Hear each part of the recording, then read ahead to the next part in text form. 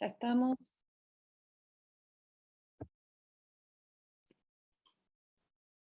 Buenas tardes a todas y a todos. Mi nombre es Daniela Lauría, soy profesora de la Universidad Pedagógica Nacional y en esta oportunidad, en el marco de las jornadas virtuales, invitamos a un querido colega y amigo, Ernesto Cuba. Ernesto es candidato a doctor en el Centro de Posgraduación de posgrado, mejor dicho, me salió en portugués, de la City University of New York, y tiene una licenciatura, creo que es el pregrado en lingüística y un diploma de estudios de género.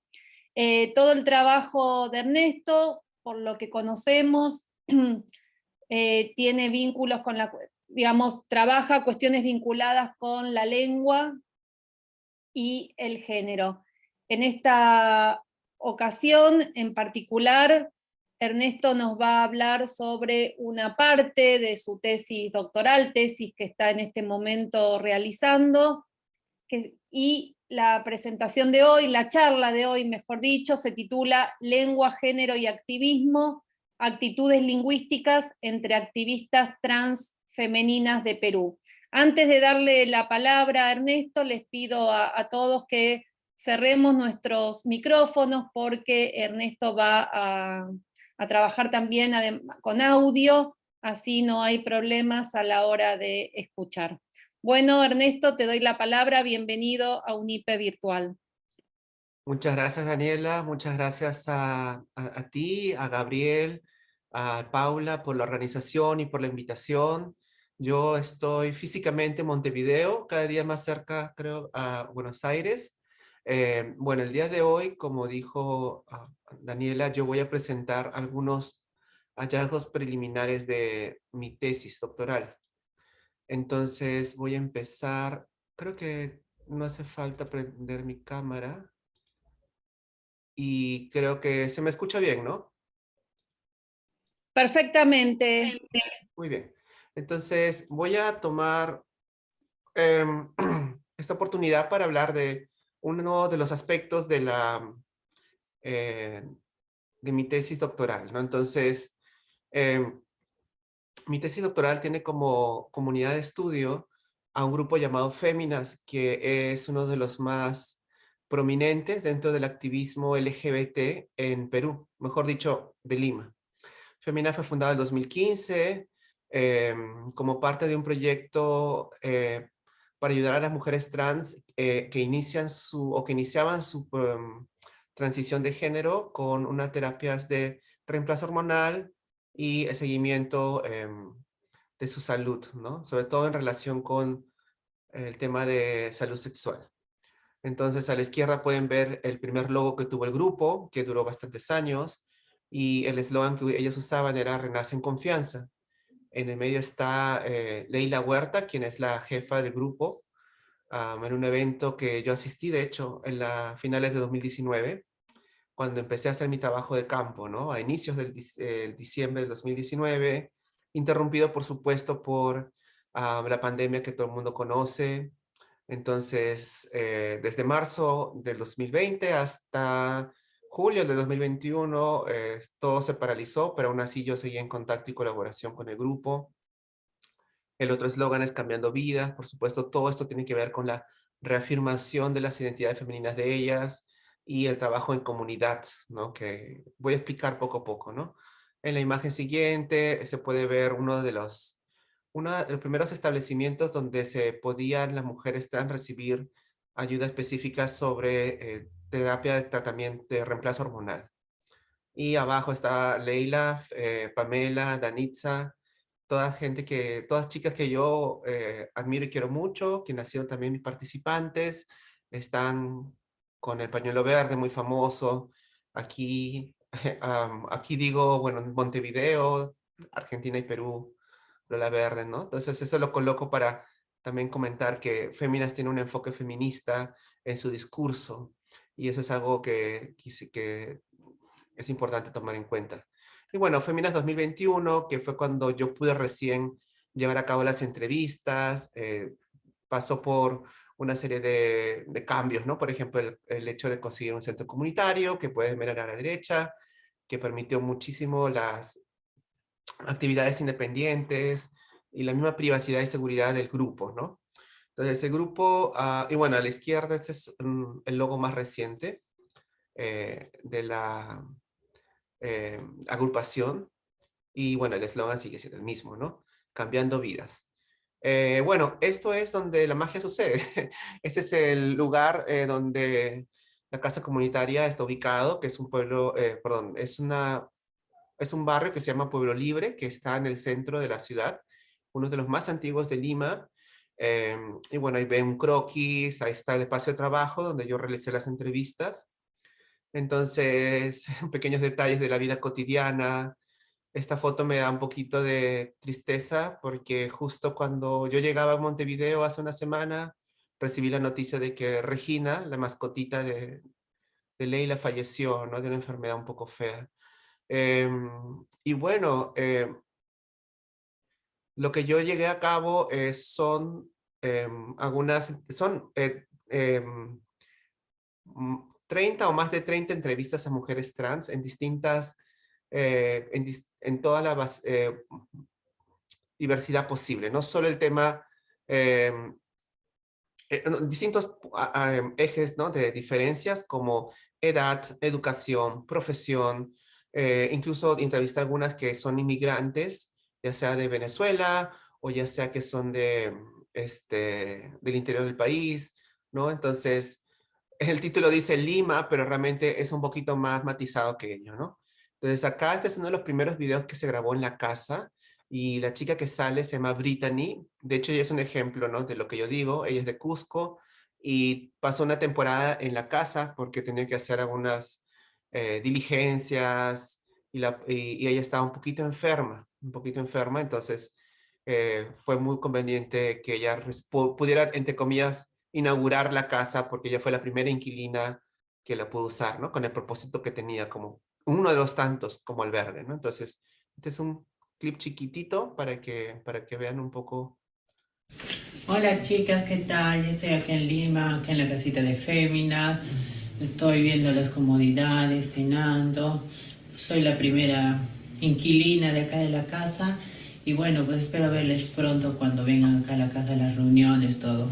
Besos chicas. Que descansen. Y bueno, esa fue Brittany, y bueno, ahí está Regina también. Bueno, estas son otras fotos de las actividades que se realizan. Ups. Ok, entonces lo que traigo a continuación, como les comenté, es tan solo una parte de mi investigación. Tiene distintos aspectos y de hecho uno de los primeros que más me empujó a estudiar esta comunidad es esta idea que en los medios de comunicación peruanos se transmite eh, la idea de que existe una lengua secreta de las mujeres trans, ¿no? Entonces, am, esto debido, lo voy a detallar en un momento más, a lo que llega del cine y los noticieros peruanos. Entonces, lo que voy a hacer para que ustedes comprendan más o menos de lo que me refiero, porque a mí lo que, no me, lo que me interesa más allá de la descripción del fenómeno lingüístico es lo que las mismas hablantes o la comunidad de activistas trans, de féminas, piensa sobre esto, cuáles son las actitudes acerca de esto, ¿no? Entonces, esto es lo que se llama metapragmática, ¿no? Esta pragmática, esto es usar el lenguaje para hablar del lenguaje, ¿no? Y entender un poco de qué va, qué emociones, qué procesos de creación de identidad se realizan cuando hablamos de esto que voy a llamarlo, que se llama Loxo o el Lungarito, ¿no? Un ratito, tengo un pequeño. Ok. Entonces, primero empezaré con la descripción técnica.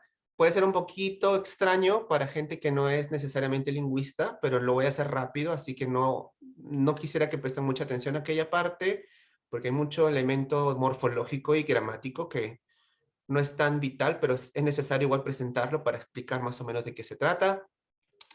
Y hay una breve representación, una breve revisión de representaciones en los medios, que justamente que fue el origen de mi interés y de hecho a veces es lo único que le llega a mucha gente peruana sobre este fenómeno que se llama lóxoro o el lungarito, ¿no? Entonces, esto es lo que en lingüística se llama un infijo, ¿no? Entonces, la palabra loca se convierte en lósoro cáscara, ¿no? Y esa es una manera para ocultar la palabra original, de forma que se vuelve como secreta, entre comillas, ¿no? Entonces, si uno aplica estos infijos a lo largo de las palabras, el mensaje queda codificado, ¿no? Y pues este gran interés sobre esta práctica, me resisto a llamarlo lengua, no quisiera llamarlo lengua, porque si digo lengua lo estoy reificando, estoy diciéndole, esto existe tal cual, ¿no? Entonces llamaré práctica. Se debe a este mediometraje que hizo Claudia Llosa, esta famosa directora peruana, eh, y que ganó el premio de Festival de Cine de Berlín el año 2012, creo.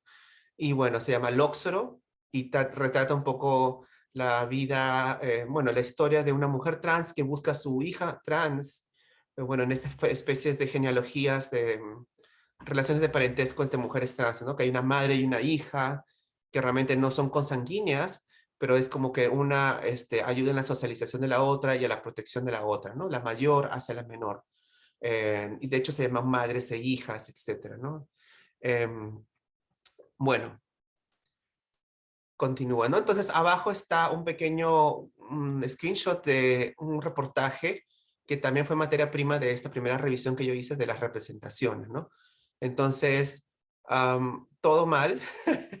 Podríamos ver que dice, lóxoro es el lenguaje utilizado entre los transexuales, mal escrito además, para comunicarse en situaciones complicadas, ¿no? Entonces, lo que yo, un poco mi intención era un poco desilvanar qué es lo que se trata de representar en la tele cuando se habla del lóxoro, ¿no? Y voy a poner un pequeño clip, pero voy a antes apagar mi micro. Quisiera que escuchen, tal vez no van a comprender del todo porque de hecho esa es parte de la situación, ¿no? Que no se entiende porque está codificado, entre comillas. Entonces voy a darle clic y después vamos a ver las transcripciones. Seguro te preocupas por las puras. Claro, pues Pero tampoco que no sabe que en el ambiente ya tiene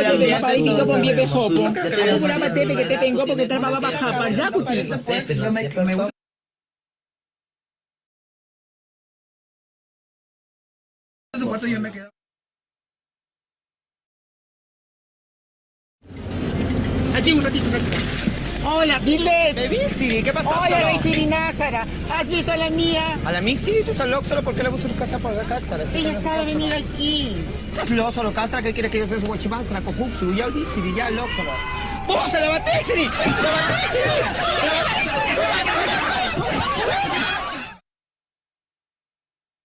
Bueno, entonces, a ver, perdón. Y bueno, lo que dice el Aposo, que es el personaje que está ayudando a Makuti, quien es la madre, a buscar a su hija trans, es, oye viejo, apúrate que tengo que trabajar ya, ¿no? Entonces, todo esto se dijo utilizando esta estrategia de infijación, ¿no? Entonces, prometo que esto es lo último de jerga técnica que voy a usar, no se preocupen. Y luego acá también, básicamente, Makuti, quien es la mujer que está en la calle, no, Makuti es la protagonista que está en el auto, dice aquí un ratito, hola Gillette, dice Gillette, bebita, ¿qué pasó? Hola reina, ¿has visto a la mía, que es la hija perdida? A la mía, tú estás loca, ¿por qué la buscas por acá? Ella sabe venir acá, le dice Makuti, ¿no? ¿Tú estás loca? ¿Qué crees que yo soy su guachimán? Que significa guardián, cojuda, boluda, ¿no? Creo que dirán en Argentina, ya olvídate ya loca. Cuidado, la batida, que son la redada policial, ¿no? Suban, ¿no? Y bueno, acá analizo un poquito más que no solo se trata de una marquita o de un infijo, sino de varios. Y acá lo que presento es más bien clips de cómo se representó en algunos reportajes del Perú. Hace ya 10 años, wow, cómo pasa el tiempo. Y acá lo interesante es que son mujeres trans que se pusieron en, bueno, fue la prensa que se puso en contacto con unas activistas trans, no necesariamente activistas, pero sí personas de la comunidad, y lo que hicieron fue hacer algo intermedio, como una especie de puesta en escena de cómo es el Lóxoro o el Lungarito auténticamente, ¿no? Entonces, todo muy, muy construido, muy en performance, pero bueno, eso es a lo que yo accedí en ese momento, ¿no? Entonces, otra vez me voy a poner en silencio y quisiera que escuchen. Bueno, estamos en Camisiri no solo a que se hagan ese ya será su control solo dos solo de las infecciones de dos solo, de infección solo no solo, de transmisión solo dos solo y el VIH Tacuti. Ese chisicoso está huesenoso y me gustaría si vas a llevarlo a mi cuarzo toso, ¿no? Para que me ese. Bueno, seguro ya habrán podido descifrar un poco de lo que... Y bueno, Nayeli, que he conocido de hecho en persona hace un tiempo, dice, estamos en camino para que se hagan ellas su control de las infecciones de transmisión del VIH-Sida. Y claro, todo es muy extraño porque hay una cámara al frente, todo está muy montado, como se podría decir, y acá hay un chico gay, y acá esta es parte también de mi argumento posterior, que dice, ese chico está bueno y me gustaría llevarlo a mi cuarto para que me tire, ¿no? Y eso es algo que también es importante, ¿no? El hecho de que no solo son las mujeres trans quienes nos emplean. Y bueno, acá más un poco más de jerga técnica, etcétera. Nada súper vital para entender el punto más importante, ¿no? Entonces, esto, lo que ustedes ven en la pantalla, son cosas que yo mismo escuché durante mi trabajo de campo. Entonces, para quienes han llegado un poco después, yo he hecho trabajo de campo entre diciembre del 2019 hasta recientemente julio de este año, con el interim de, por supuesto, la cuarentena impuesta por el Estado peruano, ¿no? En todo el mundo sucedió. Entonces, y este trabajo de campo consistía en asistir a las reuniones semipúblicas que toman lugar los martes en la noche en el Centro Comunitario de Féminas. Y pues ahí yo estaba, al inicio súper callado, muy, entre comillas, neutral, porque jamás he neutral realmente. Y de hecho, me era muy difícil recordar todo. Y estas son algunas de las palabras que en mi interacción con el grupo yo llegaba a escuchar, que a mí me sonaban como el lóxoro o el lungarito, eso que acaba de mostrar, ¿no? Esto es, entre otras palabras, real. Esto no es montado, esto es algo que yo doy prueba, que yo mismo lo tomo en notas, en mi propio celular.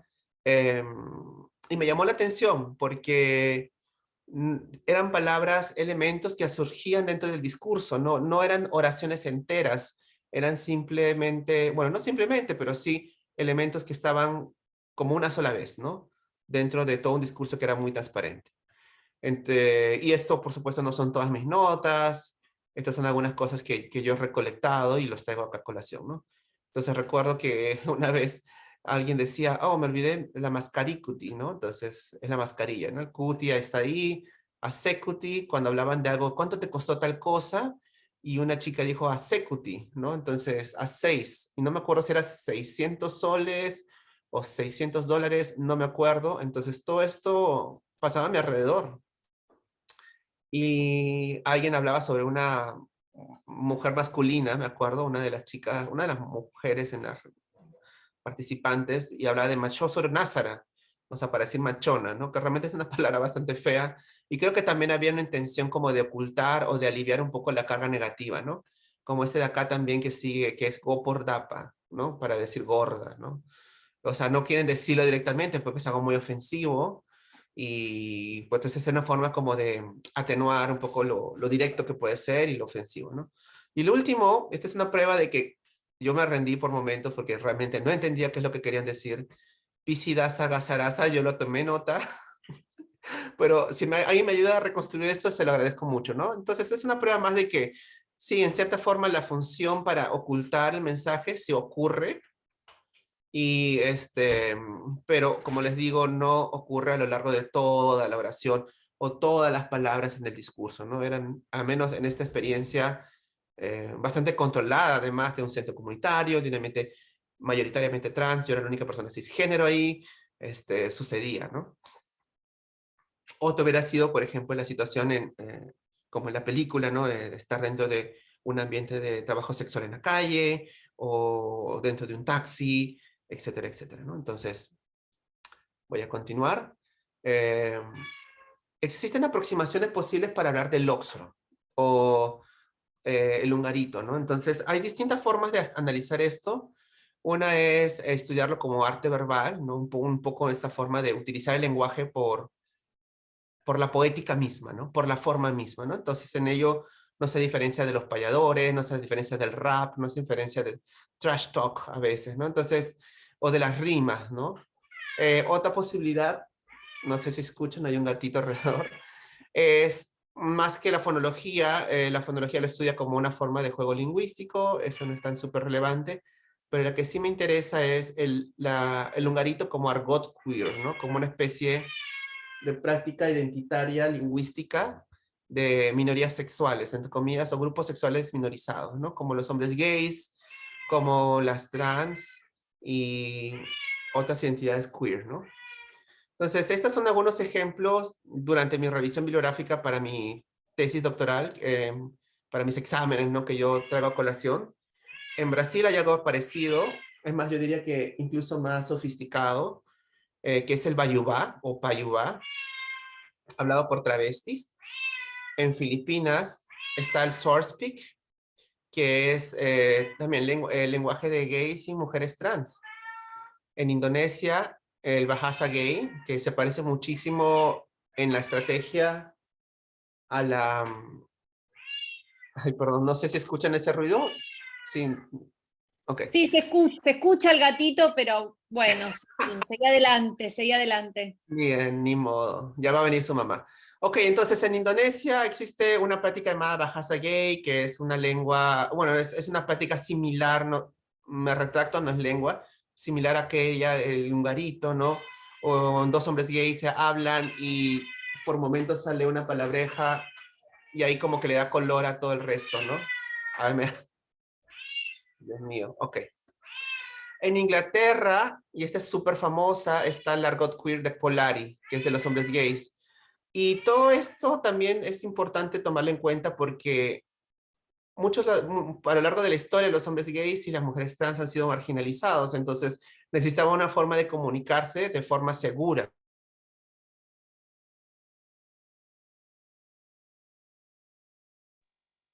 La Hola, ¿puedo hacer una discrecionalidad. Hola, hola. Soy Maxi, ¿puedo hacer una pregunta? No lo sé, no soy el moderador.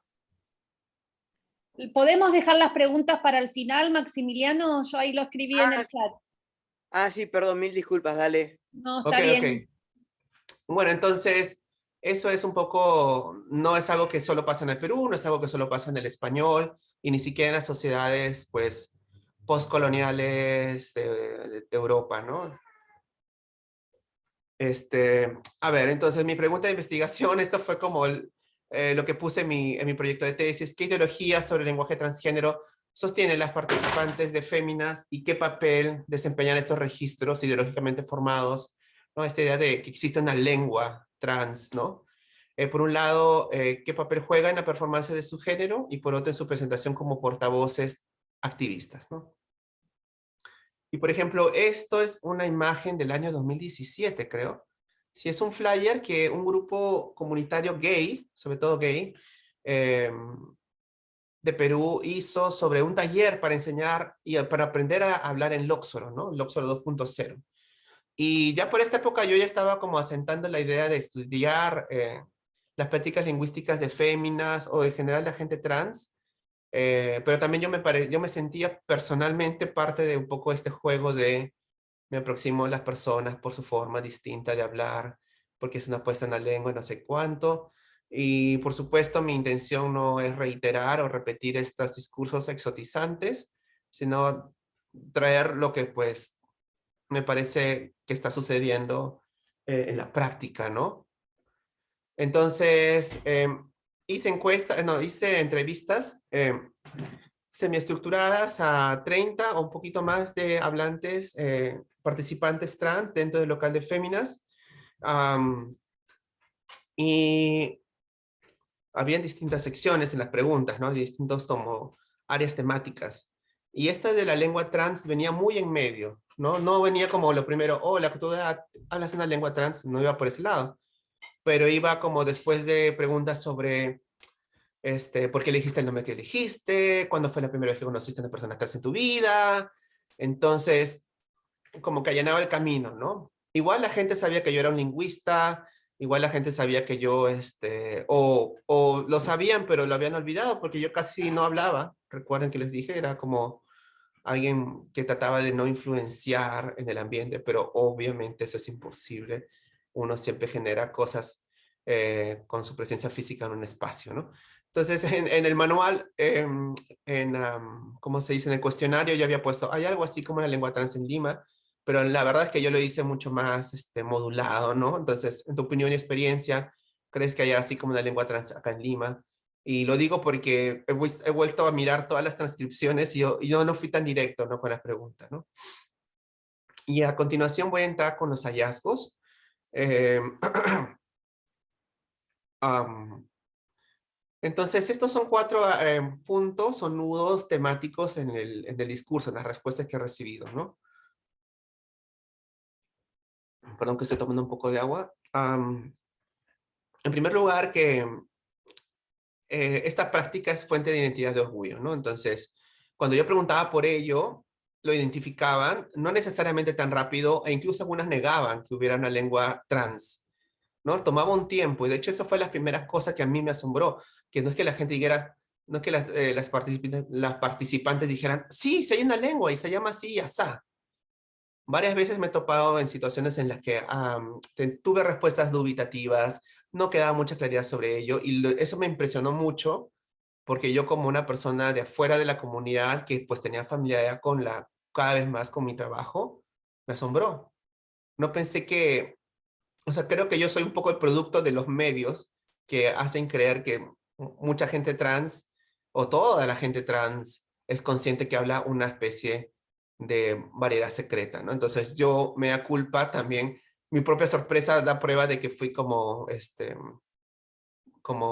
parte de esta dinámica de los medios, ¿no? Como que, oh, ok. Entonces, esta es una respuesta de A, no voy a decir los nombres, por supuesto. A dice, ella es una de las más, ¿cómo se dice? Orgánicas, ¿no? De las más antiguas y orgánicas. Dice, las mujeres trans tenemos una habilidad impresionante para esconder lo nuestro. No esconderlo, sino hacerlo nuestro, o sea, que sea nuestra parte nuestra, sea en la comunidad, ¿no? Y ella hablaba un poco de esta habilidad lingüística, ¿no? Por ejemplo, a veces estamos hablando y te digo, ay, no, con la B, ¿ya? O si no, con la Becky G. Entonces, ¿qué otra persona que no sepa va a imaginar qué significa eso? Y acá lo que ella habla es de usar la palabra buses, que es una palabra que usan a cada rato en el grupo y significa, es como una interjección de asombro, ¿no? Como, no lo sé, mi mamá empezó a ver mi celular, buses, ¿no? Como, no me lo esperaba, ¿no? O así. Pero cuando alguien lo dice, el efecto que genera es que esta persona conoce estos términos, esta terminología que es queer, y esta persona de alguna manera es queer, ya sea porque lo es o porque tiene contacto constante con la comunidad, ¿no? Entonces, lo que ella habla acá es que incluso esa palabra la vuelven más rara y más esotérica, ¿no? Difícil de entender. Y sigue, entonces esa habilidad fantástica, a mí me encanta, me fascina, porque la imaginación y la manera de cómo lo hacemos nuestro para hacerlo interno, eso es magnífico, ¿no? Y luego B, ¿quién tiene 30? ¿No? Ay, sí, es un mate de risa, a mí sí me gusta la chivería un poquito, ¿no? Y chivería viene de chivo, que es una forma derogatoria de decir hombre gay o mujer, hombre afeminado, ¿no? O mujer trans, creo que sobre todo hombre gay. La chivería, todo eso, le pregunto a B. Me encanta la chivería, pero no siempre, porque yo siento que cuando yo ya me gusta la chivería, como que me olvido de algunas cosas y estoy en la chivería, ¿no? En otras palabras, es lo que no sé cómo se llama en Argentina, pero sí es el escándalo, ¿no? Esta cuestión de tener pluma, como dicen en España, ¿no? Esta cuestión de llamar más la atención de lo que es necesario. Y para B, esto de usar el lóxoro es parte de aquello, ¿no? Esa parte de esa, am, de ese goce por por mostrar su identidad, ¿no? Su pertenencia. Entonces yo digo ahí, pero eso no es, la chivería es el bochinche, la mariconada. Entonces, eso es algo que me gustó mucho ver, pero no fue lo de menos. No hubo tantas respuestas de este tipo, pero tampoco, y eso sí es cierto, un poco como producto de esta indiferencia, tampoco hay discursos o respuestas negativas en realidad. O sea, no es que hay gente que deteste realmente la práctica, ¿no? Este es otro grupo de respuestas que he encontrado que me temía, no me temía, pero tenía la hipótesis de que iba a poder encontrar, ¿no? Esta idea de que estas prácticas de supuestamente solo mujeres trans también las usaban los gays, ¿no? Y acá, pues, recuerden el video que les mostré, ¿no? Del chico que dice, me gusta este chico, me lo voy a llevar a mi casa para tirar. Entonces, desde ahí ya lo veía venir, ¿no? Y de hecho, en mi propio círculo social de hombres gays allá en Lima, mis amigos, pues también he visto que lo usan, etcétera, etcétera. Entonces, era una profecía autocumplida, como se dice. Bueno, C acá dice, ya, pero eso era más que todo un léxico gay, ¿no? Un léxico gay y la comunidad trans o las mujeres trans hemos adoptado por otro tipo de comunicación, más que comunicación, adoptar un léxico diferente, ¿no? Expresiones, o quizá minimizar alguna palabra o transformarla en algo que quizás usualmente hablamos, lo hemos adoptado más como para nosotras, ¿no? Entonces se crea ciertas cronologías que no termino y tampoco me interesa mucho como que aclarar en qué momento empezó a existir, en qué momento, qué grupo lo hizo y qué grupo lo adoptó, sino más que nada las actitudes, como les dije, ¿no? Entonces acá está la idea de que hicieron los gays y luego las trans lo cogieron, y también el otro camino al revés, ¿no? Que las mujeres trans lo hicieron, lo que los gays se lo están cogiendo, lo están apropiando, pero culturalmente los límites entre los hombres afeminados y las mujeres trans, al menos en la sociedad peruana, a veces son bastante difusos por justamente muchas de las mujeres trans han pasado por una etapa de identificarse como hombres femeninos, hombres gays, y también porque hay muchos espacios de socialización como las peluquerías o el activismo, donde mujeres trans y hombres gays se juntan y por supuesto se comparten elementos comunicativos, ¿no? Como esto que se llama Loxo. Y bueno, acá D de 32 dice, sí, bueno, antes existió el Lóxoro, ¿no? Ahora de alguna forma las chicas trans usamos jergas trans y ya el Lóxoro ya no se usa. Sí se usa las jergas trans, pero unas conocen más que otras, sobre todo las que están metidas en el mundo, ¿no? Y acá cuando se dice metidas en el mundo se refiere al trabajo sexual en la calle. Y las que no, pues ya no lo conocen, pues, ¿no? Y las jergas trans también son muy usadas por los gays de ambiente, ¿no? Entonces esto se repite constantemente y bueno, la explicación es la que acabo de dar un poco antes, bueno, mi hipótesis en todo caso, ¿no?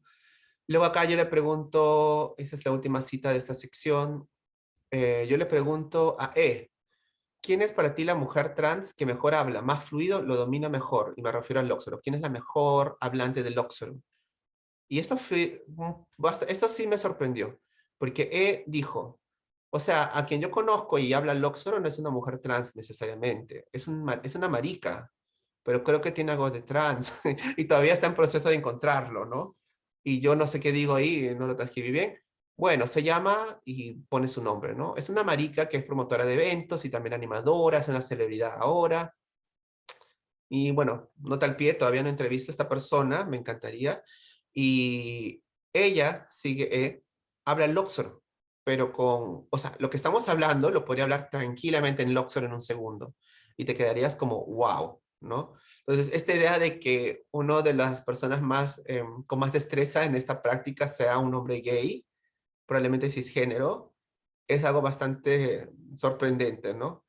Y pues continúo. Tercer grupo de hallazgos, esta idea de que el Lóxoro está en proceso de desaparecer, ¿no?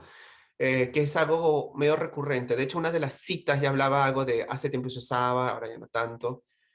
Entonces, esto es interesante porque lo he notado mucho entre mis participantes en sus 40s y 50s, e incluso, no, 40s y 50s. Tuve una que tenía estaba en sus 60, pero no socializó tanto en su juventud con mujeres trans, ¿no?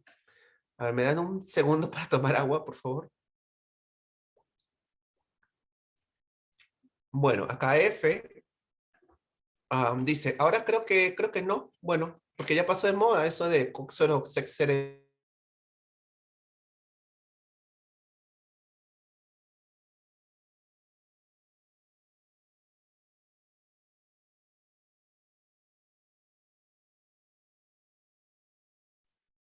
Bueno, creo que me silenciaron sin querer, pero aquí estoy. No sé, creo que ya hay un poco pasado, ¿no? Esta idea de que, bueno, acá dice, aunque se sigue usando, pero ya no tanto como antes, ¿no? Esta idea de una especie de retroceso en el uso. ¿Y cuándo estuvo de moda eso? Y ahí me sentí un poco mal porque sentí que le estaba hablando un poco feo. Le dije, o sea, no te lo pregunto, no te lo estoy sacando en cara. No, me dice, sí, pero déjame hacer memoria. Desde el 2007, desde antes de 2007 creo. Solo que con el tiempo iba mutando, ¿no? Antes se decía, hay Chapalapa, hay Chasaraca, Láxara, Eschacuti, que todo esto significa chala, que significa hombre de pene grande, ¿no? Entonces, estas son distintas estrategias. De hecho, es un buen ejemplo de la tablita de infijos que había puesto antes, ¿no? O sea, cada día se va mutando la palabra, ¿no? Otra participante, G, lo puso incluso más, un poquito mayorcita, ¿no? Que la anterior, lo puso más claramente, ¿no? Ah, eso lo escuché en la Plaza San Martín en los años 80.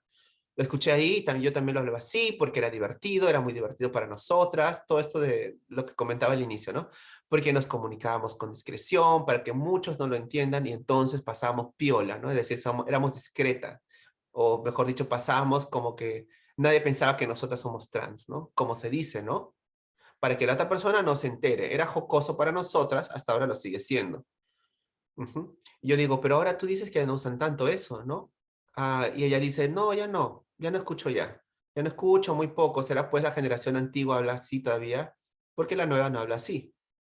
Y de hecho fueron varias veces que he escuchado esto y solo tuve una oportunidad en el discurso, en la entrevista con H, quien es una mujer de mi edad más o menos, quien dio una explicación.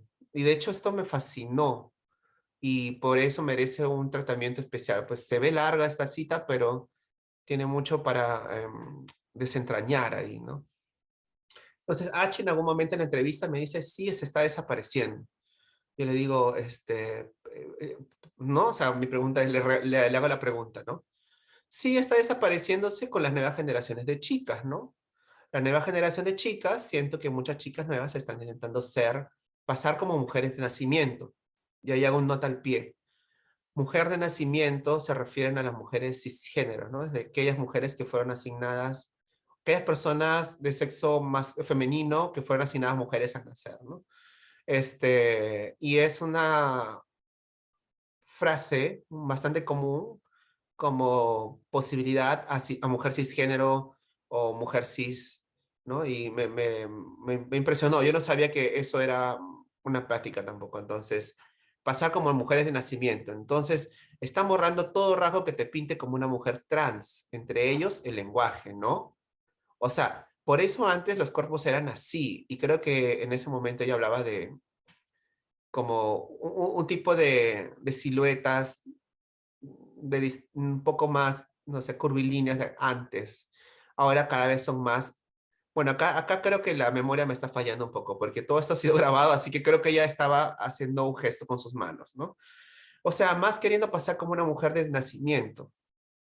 Entonces el lenguaje también te lo va a deschavar. O sea, te va a sacar de closet, ¿no? Te va a marcar tú al hablar así, eres trans.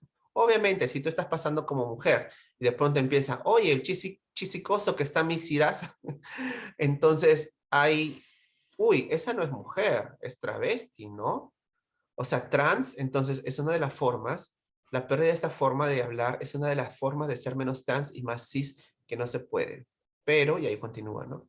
Esta cita es una de las más esclarecedoras eh, que he recolectado y de hecho creo que tiene bastante sentido, pero también creo que está relacionado con el hecho de que hay menos una necesidad, otra vez, de estas estrategias comunicativas para ocultar, porque la sociedad está avanzando lentísimo en Perú, pero está avanzando en más visibilidad. En otras palabras, no estoy descartando una hipótesis por otra, simplemente las estoy sumando. Me parece que ambas pueden convivir, ¿no? Una mayor visibilización y también la idea de un cambio en el entendimiento de la identidad. Y finalmente, este es un punto que yo mismo hice en las primeras versiones sobre estas descripciones, ¿no? Del Lóxoro, que esta idea de que pues los medios están usándolo para colocar esta práctica como exótica y mostrar a las mujeres trans como personas exóticas o que hablan una lengua distinta, ¿no? Es un poco esta forma de orientalizar o de poner a una persona como incluso más marginalizada debido a su lengua. Cosa que le han hecho a muchísimos grupos, no solo a las mujeres trans, sino a los pueblos indígenas, a la gente afro, a la gente de clase trabajadora, como lo que estás hablando es raro y está marcado y extraño. Entonces, ese es un poco el punto que yo, en estas primeras versiones, yo trataba un poco de dar colación, ¿no? Entonces, esto salió muy poco. Una de las líderes tenía un sentimiento muy en contra. Y otra vez, esto era lo de menos, o sea, no pasaba muchas veces, ¿no? Incluso me parecía como que el cortometraje, bueno, mediometraje de Claudia Llosa era una tontería, ¿no? O sea, realmente, y acá pues hay un choque, ¿no? Entre lo que es la realidad y lo que el arte de cierto tipo, como es un poco real maravilloso que tienen algunas cineastas, no entran no coinciden, ¿no? Y bueno, entonces una de estas personas líderes dijo, ¿no? Una de estas mujeres trans líderes, el húngaro y el lóxoro, cosas que se han puesto, pero yo no las comparto, que sean dialectos básicamente trans, ¿no? O sea, me parece que fue una instrumentalización, más bien de nosotras para poder conseguir algo, ¿no? O sea, algo nuevo, pero no porque sea un dialecto trans ni nada por el estilo, ¿no? Y acá me llamó mucho la atención, ¿no? Esta idea de que en cierta forma nosotras dos llegamos como al mismo punto, pero con años de diferencia, y yo por mi lado, que casi como les dije, casi yo nunca hablaba con nadie. Y claro, esta persona está sumamente politizada, ¿no? Y ironías, no ironías, pero también parte de la complejización es que esta persona también utiliza algunas de esas palabras, ¿no? Alteradas con estos infijos, ¿no? Entonces, creo que se refiere un poco a esta idea de que existe con claridad en sus límites una lengua trans. Entonces ahí yo le pregunto de vuelta, ¿qué te refieres con instrumentalizar? Y ella me dice, o sea, que necesito yo sacar un documental. Ah, voy a hacer esto y voy a mostrarlo como si fuese un idioma de ellas, ¿no? Es otra vez esta forma de exotizarla, ¿no? Ella habla de instrumentalizar. Pero no era así, ¿no? O sea, que yo sepa, no era. Y ahí un ruidito, no sé qué pasó, que no se entendió.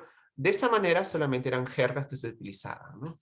Entonces, acá quisiera elevar un poco esta discusión más teóricamente, o sea, puede que nosotros estemos escuchando cosas o leyendo cosas, pero de ahí que se levante nuestra conciencia y a este grupo de prácticas lingüísticas escritas le pongamos una etiqueta, ahí hay un salto en el mundo simbólico, por así decirlo, ¿no? Entonces lo que ella está un poco diciendo es, mira, sí, estos infijos, bueno, sin decir la palabra infijo, estos elementos existían.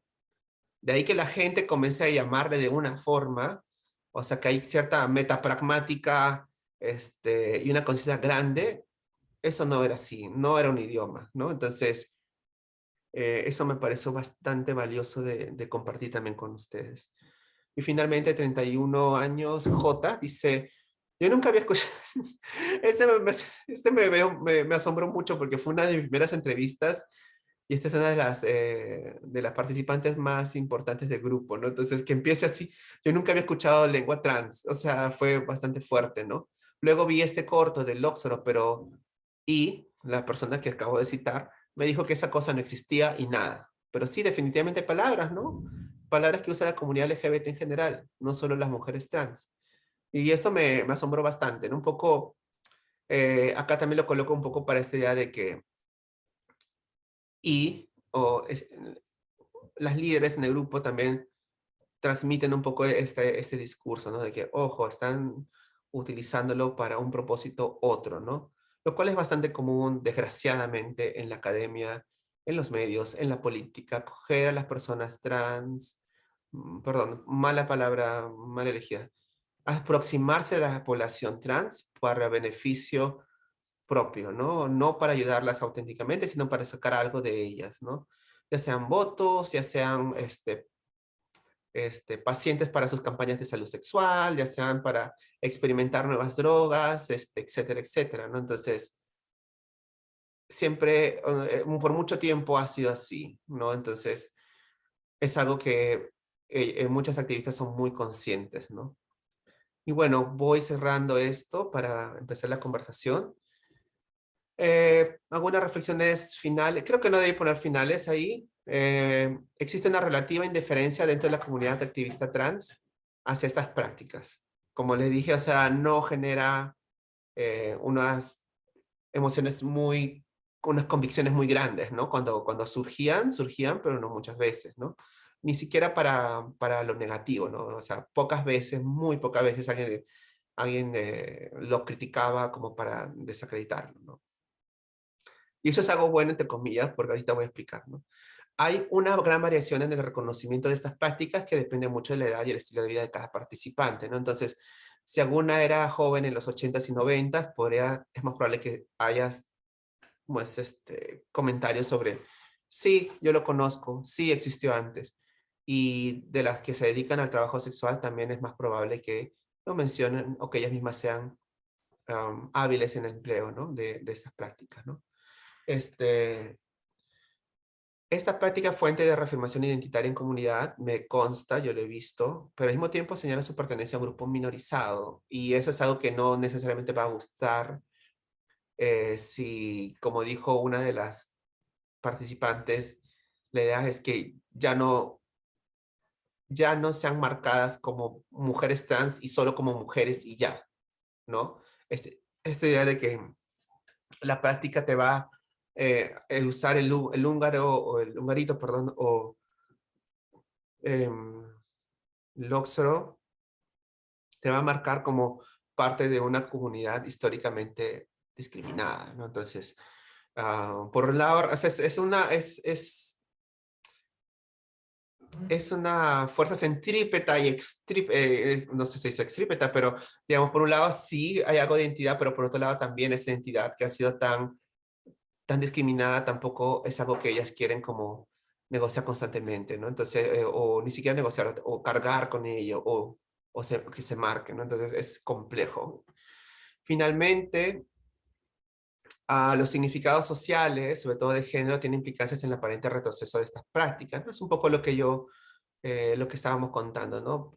Supuestamente está desapareciendo, pero lo que pasa es que otros entendimientos sobre la identidad están surgiendo y también hay una mayor visibilización en la vida cotidiana y en los medios de las mujeres trans en Perú. Que va, desgraciadamente, el cambio en la legislación y el interés del Estado no es así, no va a la par, pero que sí hay que el mundo, las condiciones en la sociedad peruana son mejores que hace 20 años, lo son. No son las mejores, igual hay que seguir trabajando. Y pues eso es mi presentación. Ahora voy a decirle las gracias. Estas son mis redes y voy a prender mi cámara. Bueno, Ernesto, muchas gracias por tu presentación. Con Gabriel Dobkin, que está acá presente, somos profes del área del lenguaje y sociedad, y la verdad que esta charla de algún modo toca mucho de los temas, de los contenidos que trabajamos en esa área. Además de muy original tu presentación, tu objeto de estudio. Bueno, ahora sí, entonces, tenemos un tiempito para hacer preguntas. Maximiliano, que te interrumpí, si querés ahora hacer la consulta. Estoy acá, estoy acá. Buenas. Muy linda la charla, me encantó, es hermoso y me encantaron sobre todo las conclusiones finales. Yo voy a hacer una pregunta que lo pregunto porque ustedes son lingüistas y hace rato que en mi carrera mis profesores de lingüística no me respondieron, que es una duda que tengo pensando un poco en el lenguaje inclusivo, ¿no? Que no se habló, pero bueno, pensando en el lenguaje inclusivo. Yo siempre tengo la duda, lingüísticamente o gramaticalmente, ¿cómo se lo denomina? ¿Se lo puede denominar un lenguaje o es un cambio morfológico y nada más? El lenguaje inclusivo, ¿qué vendría a ser así, científicamente hablando, en el campo de la lingüística?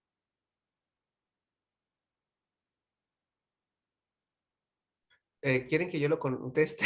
Porque creo que eso escapa mucho del tema. Contestá vos y después podemos también dar nuestra opinión nosotros, pero sí, en principio vos sos el principal invitado. Sí. O sea, claro, yo no diría que es todo un lenguaje entero, ¿no? Yo diría que son un conjunto de prácticas para evitar el androcentrismo y el sexismo. Y pues la marginalización, bueno, la transfobia también, ¿no? No, que hay gente que dice, no, tal vez el lenguaje es una etiqueta muy grande para ellos, ¿no? Un grupo de estrategias sería, em, tal vez un poco contando, y por supuesto, creo que de hecho el grupo al que pertenezco, grupo de estudios, que se llama, como pueden ver en mi imagen, Indisciplinares Lingüística Feminista, pronto vamos a sacar un dossier con un grupo de textos, y uno de ellos es una entrevista que nos hicieron a mí y a mi colega Silvia Rivera Alfaro, de Costa Rica, y también es de mi propio programa. Y una de las cosas que nosotros vemos con un poco problemáticas es que el lenguaje inclusivo se equipare a los nuevos morfemas, no nuevos, pero a los morfemas de género neutro, ¿no? Cuando son un grupo de prácticas mucho más variadas y amplias, y por supuesto no es algo nuevo, ¿no? Tiene casi 40 años de existencia en distintas sociedades hispanohablantes, ¿no? Pero bueno, creo que eso es como un poco el tema de lo que se habla. Pero bueno. Perdón que me meta, Dani, que sos la moderadora, pero Adelante, también para responderle a Maxi y no hacer de esto el objeto de la discusión, que creo que no es el centro de interés de Ernesto, escribimos un documento con Daniela, con Paula Salerno y un conjunto de colegas justamente sobre el lenguaje inclusivo. Si te interesa, Maxi, te lo podemos pasar. Digo, para no desviarnos de la discusión que puede tener la charla de Ernesto, que creo que dejó muchas cosas para discutir. Dale, dejo mi mensaje, mi mail. El mensaje es mi mail. Dale, Sí, gracias, déjalo. te agradezco. Perdón por la pregunta, es que tenía esa duda. Está bien, está bien. ¿Alguna otra pregunta para Ernesto sobre su exposición? Sobre la exposición que tenés. Yo tengo una pregunta, Dani, si puedo. Sí, sí, sí, adelante, adelante. Ernesto, me gustó mucho la presentación, me gustó mucho el tema que abordás, incluso la pregunta de Maximiliano sobre el lenguaje inclusivo también a mí, digamos, me abrió algunos interrogantes por cómo lo denominás. Vos hablás de lengua secreta, ¿no? Que creo que ahí tenemos para discutir teóricamente, ¿no? Esa nomenclatura que le das. Pero antes quiero preguntarte por el trabajo de campo, quiero preguntarte por el grupo de las féminas. Vos dijiste al principio que te interesaba este grupo, entre otras cosas, digamos, que viste varias variables ahí, ¿no? Como una especie de análisis interseccional.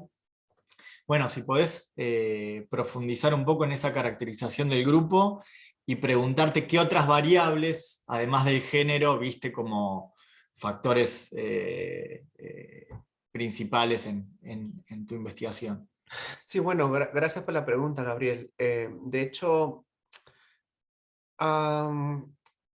O sea, el grupo está conformado por un equipo de hasta entre 6 y 8 participantes. No lo tengo con... Las cosas han cambiado a lo largo de los meses también, etcétera. Entonces yo sabía que esas personas de todas formas son parte de mi estudio, ¿no? Entonces ahí como no presté mucha atención, obviamente las notas que tengo y sé sus perfiles y todo. Entonces es un grupo que mi sistema... el total de gente que yo entrevisté está conformado en 3, hasta 4 niveles diría, ¿no? Entonces el núcleo está conformado por el equipo organizador, alrededor son las que no son parte del equipo organizador, pero además van a las reuniones los martes, que son como, no sé si en Argentina dicen caseritos, como que caseritas que siempre van y son amigas de grupo y a veces cuando hay necesidad en actividades dan una mano ahí, otra acá.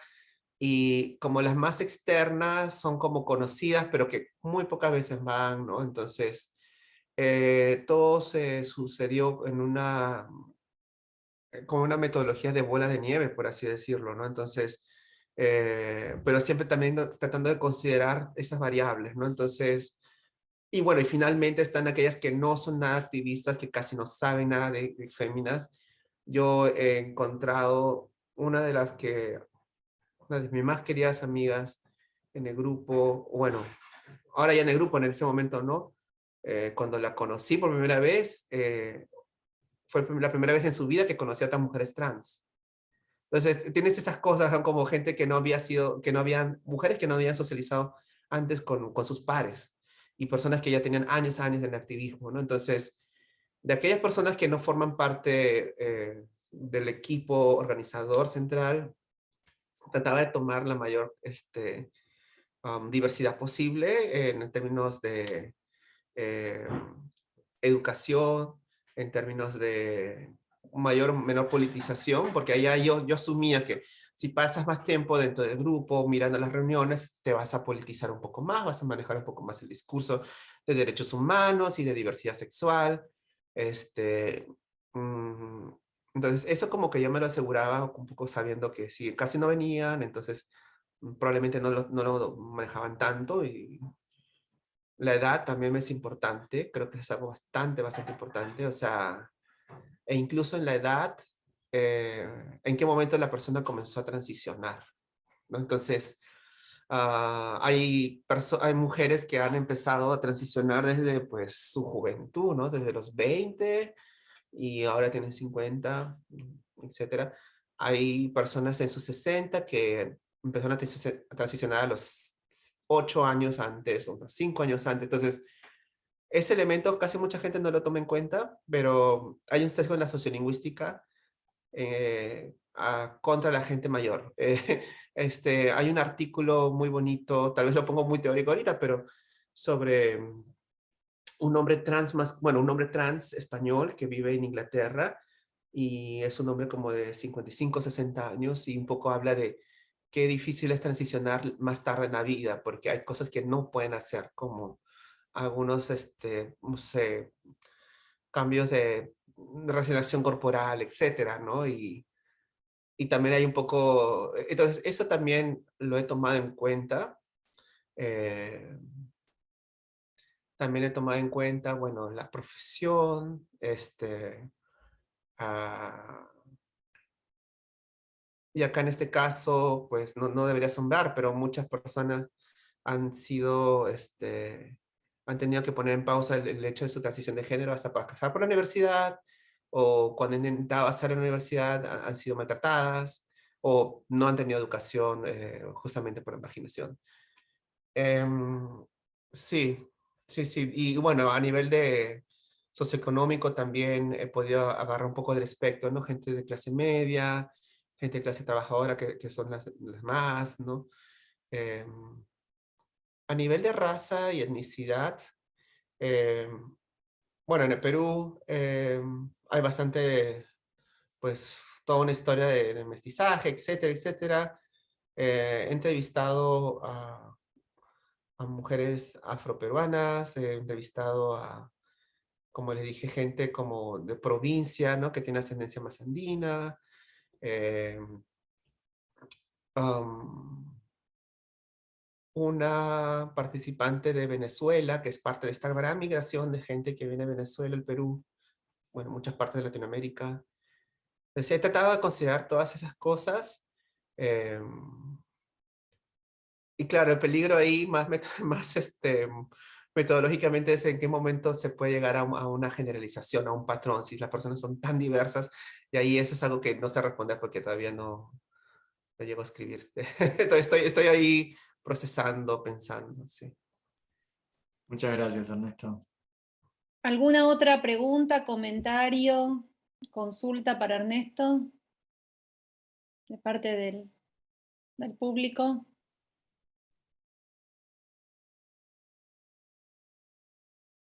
¿No? Yo también te quería preguntar algo metodológico. Bueno, ya la pregunta que te hizo Gabriel fue amplia, así que respondió también algunas de las cuestiones que yo pensaba mientras te escuchaba. Y aprovecho entonces para hacerte otras dos preguntas, una vinculada con el concepto de argot. A mí me parece que ese concepto es el adecuado, digamos, lo pensaste, tenías otras alternativas, que hables un poquito sobre eso. Y después una pregunta más bien teórica también sobre tu trabajo. Recién hablaste desde la sociolingüística y que nos cuentes dentro de las distintas perspectivas que hoy conforman esa gran área que es la sociolingüística o la relación entre lenguaje y sociedad, como la llamamos en la UNIPE, ¿dónde o en cuál vos inscribís tu trabajo? Hablas de la metapragmática y por qué. Obviamente es una pregunta muy amplia, pero que nos des algunas pistas sobre cuál es la inscripción teórica de tu trabajo. Ok, la primera pregunta era sobre Argot. argot, Ese sí. término. Queer argot, sí. Bueno, argot es bueno, es una palabra pues que tiene una historia larguísima y todo. Lo tomo el concepto de queer argot lo tomo de Rusty Barrett, es un sociolingüista americano, estadounidense, y creo que también es una propuesta para no caer en estas cosificaciones de lengua gay o lengua lesbiana o lengua trans, pero tampoco, pero es un punto intermedio entre reconocer que existe un registro, ¿no? Otros autores como Asif Aga hablarían de un register, ¿no? De un registro. Otra gente hablaría de estilo, de style, ¿no? Entonces son diferentes aproximaciones, pero creo que también la idea del argot tiene que ver con esta idea como de la poética, ¿no? Un poco jugar con el lenguaje para hacer con ellos otras cosas que aparentemente son anticomunicativas, que son como ocultar lo que tú estás diciendo, ¿no? También este concepto de antilenguaje, que es un poco esto que digo, ¿no? Ocultar. Pero argot me gusta porque está como en el punto intermedio en que no llega, no se come o no se toma el discurso, la idea de que hay una lengua, o sea, como bien cerrada y bien clara, pero tampoco, pero también habla de la prominencia social que tiene esas prácticas, ¿no? Y pues por queer, argot, y bueno, la palabra queer es fantástica porque te permite una mirada transhistórica, no necesariamente pegada a ninguna identidad en particular. Entonces queer argot puede funcionar pues para el payubá, para el polari, para el lóxoro, ¿no? Entonces, sí, tengo que refrescar mis notas, pero sí va un poco por ese lado, ¿no? Esta idea de un registro que, que hace funciones, que cumple funciones un poco distintas a otros tipos de registros, como esta idea de jugar y de ocultar, ¿no? Entonces eso es algo que el argot lo logra, ¿no? Y sobre la pregunta de, ¿cuál era la segunda? Sobre... La segunda era de orden teórico, sí, que tenía que ver con en qué subdisciplina te inscribís o qué perspectiva se inscribe tu trabajo, tu Sí, de investigación. hecho, es una buena pregunta. Está dentro de, bueno, los estudios amplios de lenguaje, género y sexualidad, dentro de la lingüística queer, como que estudia cómo las identidades sexuales y de género se construyen, un poco que también es importante aclarar que la lingüística queer no es por la lingüística de los queers o de la gente LGBT, así como la lingüística feminista no es por la lingüística, el lenguaje de las feministas, ¿no? Es un poco más bien entender cómo eso, ¿no? Las identidades, los deseos y el género, si las entidades pues, y las prácticas se construyen por medio del lenguaje, ¿no? Las críticamente, y criticar, bueno, para criticar la heteronormatividad, ¿no? Es un poco esta idea, ¿no? Y la cisgeneridad, ¿no? Esa idea de que si uno nació con ciertos genitales, tu devenir de género va a ser por siempre tal, ¿no? ¿No? Entonces, sí, lingüística queer, diría lingüística y género, lenguaje, género y sexualidad. Tengo algunos elementos de glotopolítica, pero ahí el enlace es un poco, todavía lo tengo que macerar más, pero sí hay mucho en glotopolítica que quiero como un poco encauzar, sobre todo con los discursos públicos del grupo, que eso no hablen nada de esto acá. Porque la primera parte de una sección está dedicada como al Facebook del grupo y el otro a las entrevistas. Entonces en el Facebook hay es como una vitrina al mundo, ¿no? Entonces el discurso público que se muestra allá, ¿no? Y obviamente también dentro de las interacciones en el Facebook, etcétera. Y las entrevistas son un poquito más a puerta cerrada, ¿no? Entonces ahí se ve un poco más de la diversidad en opiniones, ¿no? Incluso contradictorias, ¿no? Gente que dice, sí, me encanta cómo suena el Loxero, y otras, eso no existe. Entonces, pero, por ejemplo, en el discurso público, que tiene más que ver con la glotopolítica, los movimientos sociales y todo ello, no hay mención de esto, absolutamente. Estoy casi seguro que no hay. O sea, tengo que revisar otra vez toda mi data, pero toda esa data es un montón, pero sé que creo que no hacen cosas como, así hablamos de trans, o taller del Oxford, ¿no? Ese taller del Oxford, en la imagen que presenté, eso lo hicieron un grupo de activistas comunitarios gay, ¿no? O como yo, ¿no? Hombres, ¿no? Entonces, y como pues ya mostré, pues las cabezas en féminas no simpatizan mucho con la idea de que exista tal, ¿no? Argot, ¿no? Voy a usar más argot, ahora que lo dice Daniel. Sí. Movimientos glotos sociales, como Glotos acuñó Lidia sociales. Becker hace poco. Sí, sí, A mí sí, creo que voy a pensar. me gusta esa expresión, ese sintagma. Bueno, a ver, pregunto una vez más si hay alguna consulta, alguna pregunta, algún comentario para Ernesto, y si no, ya vamos cerrando esta sesión de charlas. Ahí levantaron la mano. A ver, ¿quién levantó la mano? Ronald. Ronald. Ronald. Bueno, adelante. Listo, muchas gracias. Bueno, ante todo, felicidades Ernesto por tu presentación, la verdad me encantó bastante. Y de hecho mi pregunta va sobre todo a las experiencias que tuviste durante las entrevistas a las participantes, ¿no?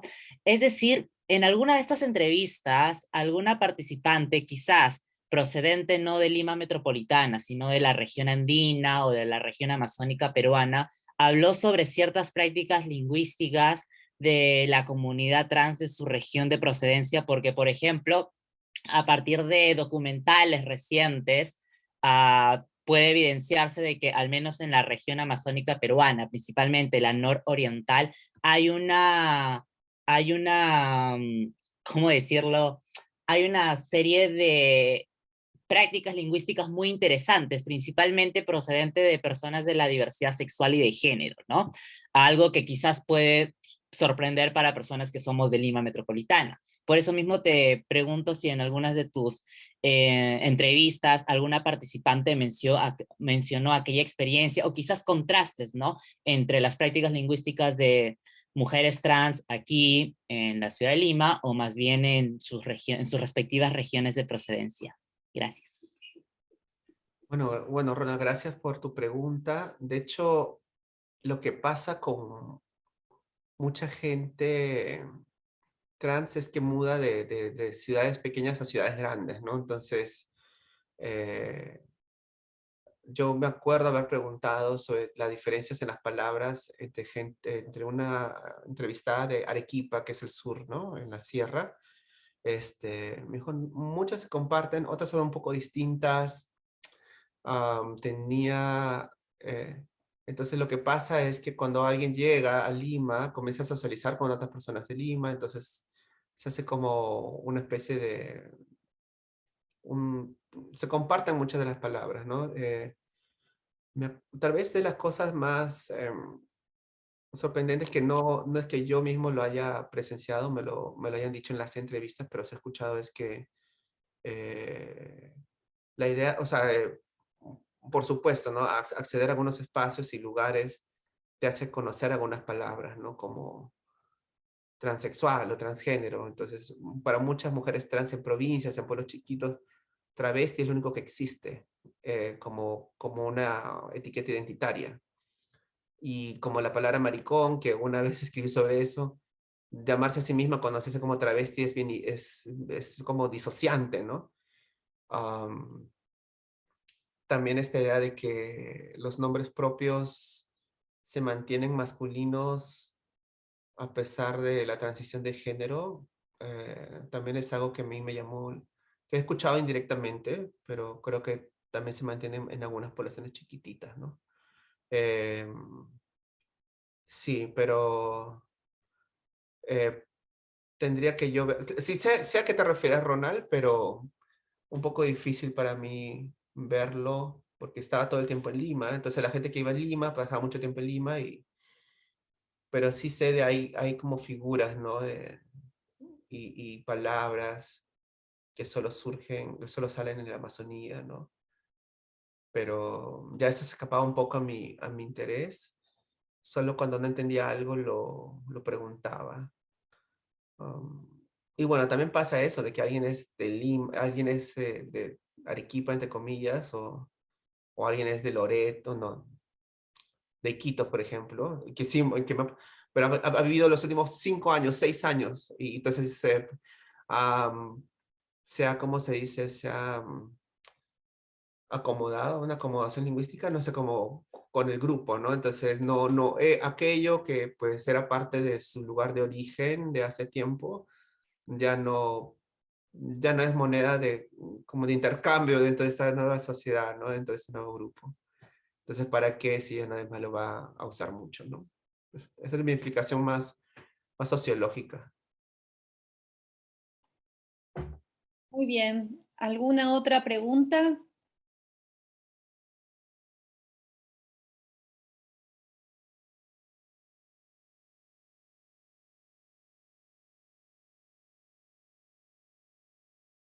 Bueno, entonces, si no hay más preguntas, comentarios, les damos las gracias de nuevo a Ernesto. Muchas gracias, Ernesto, por participar de UNIPE Virtual. Seguramente esta charla, bueno, está siendo grabada, así que próximamente será subida a la página virtual de la UNIPE y ahí ya te daremos el link. Bueno, y gracias a quienes pudieron conectar y nos vemos en las siguientes charlas de acá de este ciclo de UNIPE Virtual. Saludos a todos desde Buenos Aires y gracias. Muchas gracias a todos, Muchas gracias a gracias. vos. Hasta luego. Hasta luego.